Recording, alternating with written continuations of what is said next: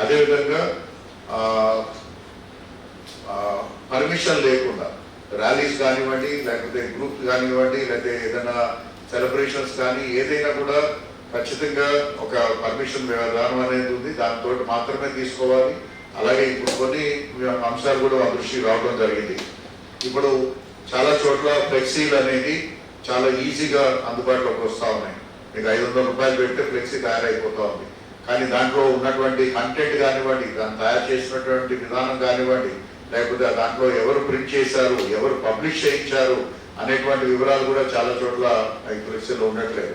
కానీ అందులో ఉన్నటువంటి సమాచారం, తప్పుడు సమాచారం ఏదైతే ఉందో ఆ తప్పుడు సమాచారం ద్వారా అక్కడ ఉన్నటువంటి పీస్ కానివ్వండి, హార్మోన్ కానీ ఎఫెక్ట్ అవుతూ ఉంది. ఇలాంటివన్నీ కూడా వాటి పబ్లిషర్స్ పైన, ప్రింటర్స్ పైన కూడా ఖచ్చితమైన చర్యలు ఉంటాయి. సో దాన్ని కూడా మీరు అందరూ కూడా గుర్తుపెట్టుకోవాలి. అదేవిధంగా ఇటువంటి సిచ్యువేషన్ మనకి ఫ్యూచర్లో రాకుండా ఉండాలంటే ఏం చేయాలనేది మీ అందరి యొక్క సలహాలు, సూచనలు కోరుకుంటున్నాను. అదేవిధంగా అందరూ కూడా అంటే పీస్ కమిటీలు ప్రతి ఫెస్టివల్ కూడా మనం పీస్ కమిటీలు సమావేశాలు జరుగుతూ ఉన్నాయి. ఎక్కడ కూడా నా 1 year 4 months ఒక చిన్న ఇన్సిడెంట్ కూడా మన జిల్లాలో ఎక్కడ కూడా జరగలేదు, అంతకుముందు కూడా జరగలేదు. అంటే అంత సౌకర్యమైనటువంటి వాతావరణంలో మన జిల్లా, మన పట్టణం ఉన్నప్పుడు కేవలం కొంతమంది ఒక సోషల్ మీడియాలో ఒక క్యాంపెయిన్ స్టార్ట్ చేసి దాన్ని ఒక సమస్య కింద తయారు చేసి వాళ్ళ ఒక వర్గాల మధ్య, మతాల మధ్య చిచ్చు పెట్టే పరిస్థితి తీసుకొచ్చారు. We should not spare them. ఎందుకంటే అలాంటి వారు నిజంగా we know their motive also. So అవన్నీ కూడా ఎస్టాబ్లిష్ చేస్తున్నారు. So we are very very serious about it.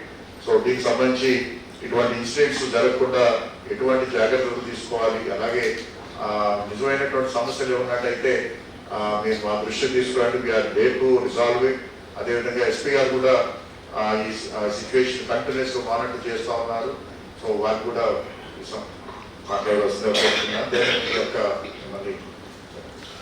ఇది ఇప్పుడే కలెక్టర్ సార్ చెప్పినట్లు ఖచ్చితంగా కొంతమంది యాంటీ సోషల్ ఎలిమెంట్స్ ప్లాన్ చేసి కావాలని చేసింది కనపడుతుంది. ఎందుకంటే నిన్న రెండు వైపు ముస్లిం సైడ్ నుంచి పెద్దవాళ్ళు వచ్చారు, మేము మాట్లాడాము.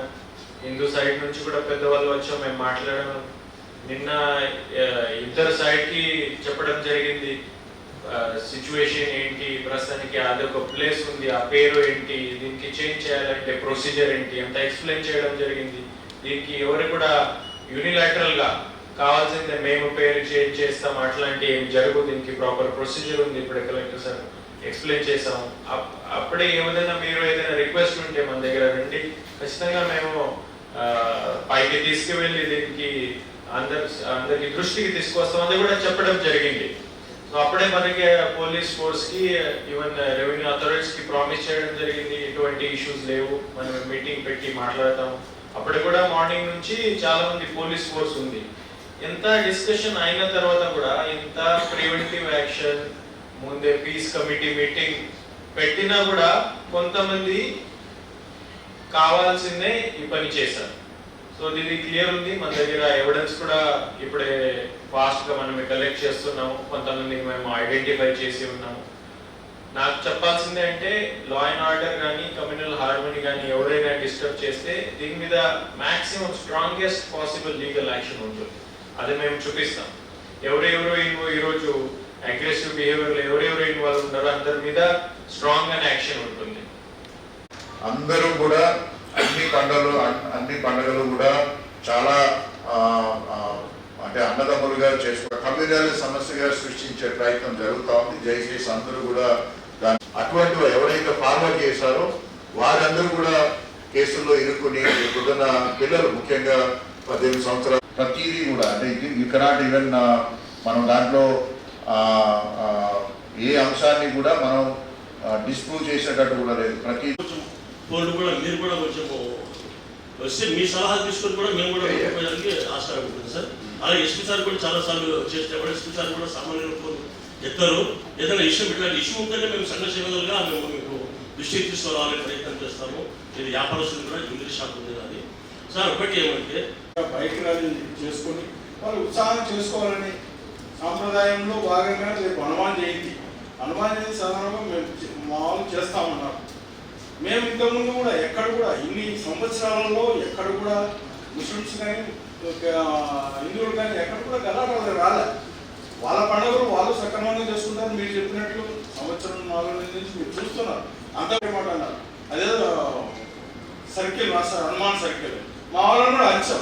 మీరు ఎవరికి చెప్పుకున్న రాసినారు అది తప్పు, అది తీసేస్తామని కూడా చెప్పాం.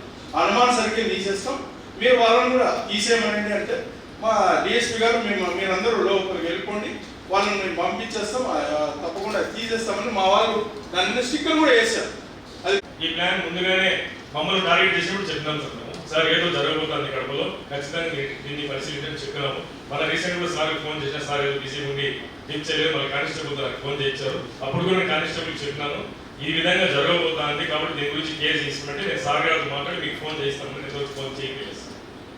పొద్దున కూడా నేను పార్టిసిపేట్ జరిగేటప్పుడు 2 o'clock వెళ్ళాం సార్, ఎందుకంటే ఎక్కువ అవుతుంది అనేసి.